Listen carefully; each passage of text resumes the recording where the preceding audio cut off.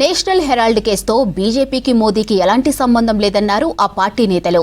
కాంగ్రెస్ నేతలు ధర్నా చేయటం సిగ్గుచేటన్నారు.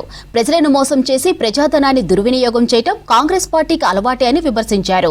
ఇక కంచికచ్చిబౌలి భూములపై సుప్రీంకోర్టు తీర్పును స్వాగతిస్తున్నామన్నారు. రాష్ట్రంలో స్థానిక సంస్థల ఎన్నికలు నిర్వహించకపోవడం రాజ్యాంగ సంక్షోభమే అన్నారు బీజేపీ లీడర్స్.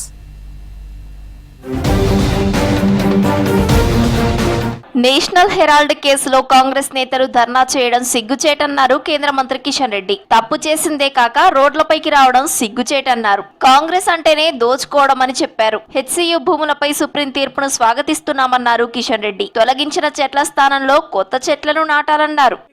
అందుకే తెలంగాణ ప్రజలు గాని దేశ ప్రజలు గాని కాంగ్రెస్ పార్టీ యొక్క నీతిమాలిన చర్యలను, సిగ్గుమాలిన చర్యలను అర్థం చేసుకోవాల్సిందిగా, తిప్పికొట్టాల్సిందిగా మనం చేస్తా ఉన్నాం. ప్రైమ్ మినిస్టర్ చెప్పింది ఏమీ లేదు. ఈరోజు సుప్రీంకోర్టు అదే చెప్పింది, ప్రధానమంత్రి గారు అదే చెప్పారు. అందులో తేడా ఏం లేదు.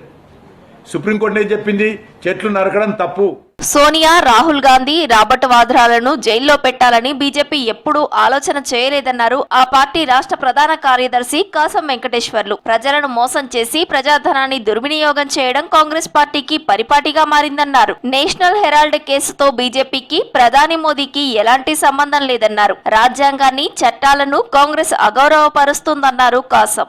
సోనియా గాంధీ గారు కావచ్చు, రాహుల్ గాంధీ గారు కావచ్చు, ప్రియమైనటువంటి అల్లుడు రాబర్ట్ వాద్రా కావచ్చు, వీళ్ళపైన విచారణ చేయాలని, వీళ్ళని జైల్లో పెట్టాలని, వీళ్ళ కేసులు పెట్టాలని చెప్పేసి భారతీయ జనతా పార్టీ ఎప్పుడు కూడా ప్రయత్నం చేయలే.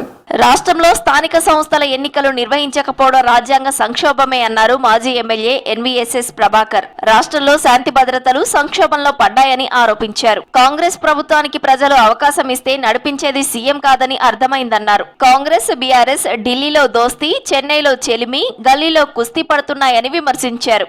రాష్ట్రమేమో గందరగోళంలో ఉంది, ఆర్థిక సంక్షోభం కొట్టుమిట్టాడుతూ ఉంది. ఢిల్లీ దోస్తీ, చెన్నై చెలిమి, నామకే వాస్తేగా గల్లీలో కుస్తీ. ఇది బీఆర్ఎస్ కాంగ్రెస్ నడుమ నడుస్తున్నటువంటి వ్యవహారం. జీహెచ్ఎంసీ అధికారులు బీజేపీ హోర్డింగ్లను వెంటనే ఎందుకు తొలగిస్తున్నారని ప్రశ్నించారు బీజేపీ ఎమ్మెల్యే రాజాసింగ్. కానీ ఎంఐఎం హోర్డింగ్లు, కటౌట్లు పెట్టినప్పుడు ఎందుకు పట్టించుకోవడం లేదన్నారు. హైదరాబాద్ లో ఎంఐఎం కోసం ప్రత్యేక నియమావళి ఉందా అని ఎక్స్ వేదికగా ప్రశ్నించారు రాజాసింగ్.